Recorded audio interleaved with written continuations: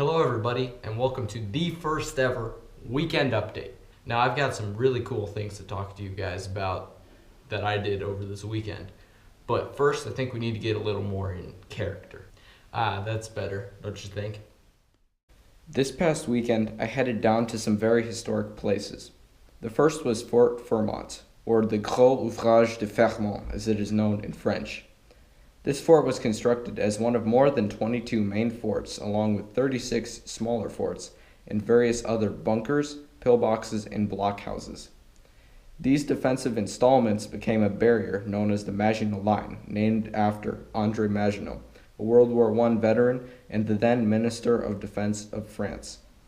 The massive fortifications he commissioned spanned over 750 kilometers in total, and there are continuations of smaller sections of the Maginot Line as far south as Corsica in North Africa. Construction began on Fort Fermont in May 1931 and would finally be completed in February of 1936. The completed fort comprises of 7 combat blocks along with personnel and munitions entry blocks. All of these blocks make up a network of over 2 kilometers of tunnels buried at an average depth of 30 meters below ground level.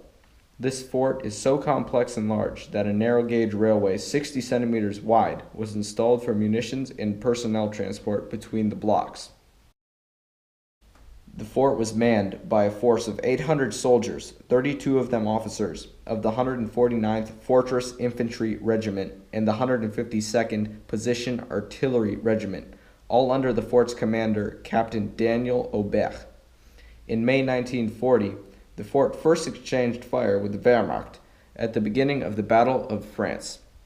On the 11th of May, Fermont's 75mm turrets engaged the German 17th Artillery Division and covered a French retreat from Longwy 2 days later. A German 88mm high-velocity concrete-piercing gun was used against the fort on the 17th of June and almost penetrated Block 4 after numerous direct hits. However, firing on Block 4 stopped just before a breach occurred and the concrete was repaired immediately. The same type of gun, a Flak 36, can be seen in front of the fort to this day. On the 21st of June, another artillery bombardment with 305mm siege howitzers and an infantry attack managed to kill 1 French soldier after a direct hit to an armored observation post in Block 5. Private Florian Piton was the only soldier to die at Fermont during its service and was temporarily buried inside the fort. His block's mortar turret destroyed the German guns soon after his death.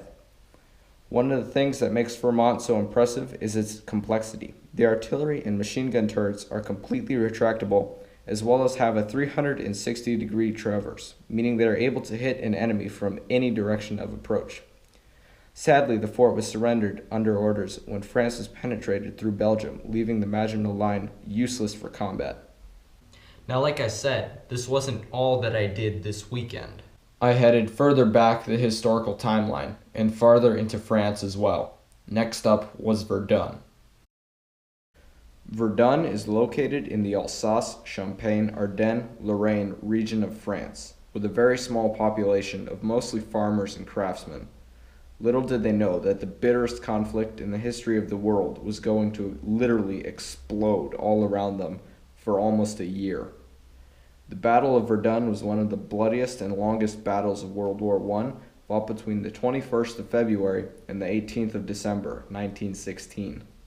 Not only was this battle one of the longest, but it also amounted in some of the highest losses of life.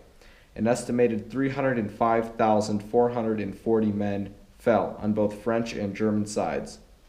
The most nauseating fact is that to this day, precisely 100 years later, over 50,000 dead soldiers still have not been found, and over 130,000 unidentified soldiers fill an ossuary at Verdun. The sad part is that the battle, and World War I generally, was a complete waste and had no end success because 30 years later, World War II would begin. Knowing this, as you visit Verdun and experience the trenches, the forts, and the destruction, the waste of lives and time is sickening.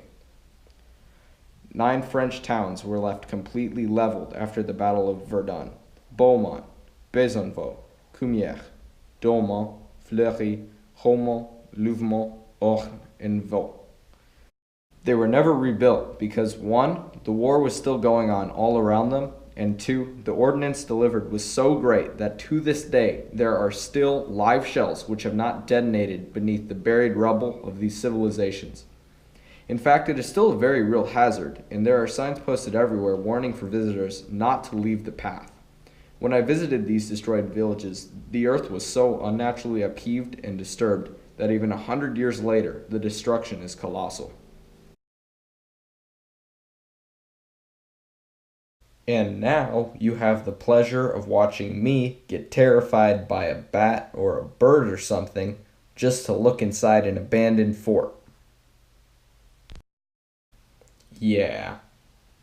Well, anyways, this is what was actually inside that fort.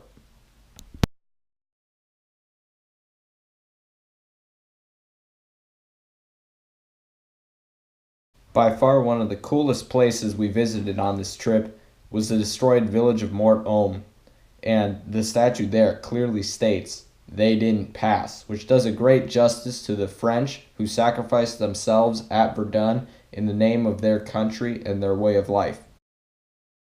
But of course, this wouldn't have been a World War I experience if we didn't go pay homage to all the Americans who sacrificed themselves at Verdun. So to round it all off, we visited the Meuse-Argonne American Cemetery. Well, that's it for this edition of the Weekend Update. If you liked it, please consider giving it a like or comment below. And if you want to see more of this, please subscribe. I really appreciate it and it helps the channel out. Thank you and see you next time.